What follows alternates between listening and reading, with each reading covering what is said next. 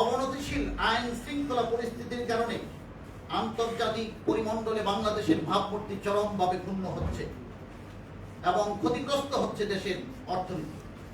এই ক্রান্তিলগ্ন উত্তরণে সেনাবাহিনীর যে ম্যাজিস্ট্রেসি পাওয়ার দেওয়া আছে, আমরা আশা করব পূর্ণাঙ্গ এই ম্যাজিস্ট্রেসি পাওয়ার নৈরাজ্য, সন্ত্রাস, চাঁদাবাজি, দর্শন, খুন, দখলবাজি, ধারাবাহিক অপরাধমূলক অপকর্মের বিরুদ্ধে জিরো টলারেন্স ঘোষণা করতে হবে। একই সাথে চলতি বছরের ডিসেম্বরের মধ্যেই জাতীয় নির্বাচন অনুষ্ঠানের তাগিদে অনতিবিলম্বে বর্তমান অন্তর্বর্তীকালীন সরকার ভেঙে দিয়ে একটি নির্বাচনকালীন তত্ত্বাবধায়ক সরকার এর কাছে ক্ষমতা হস্তান্তরের দাবি জানাচ্ছি।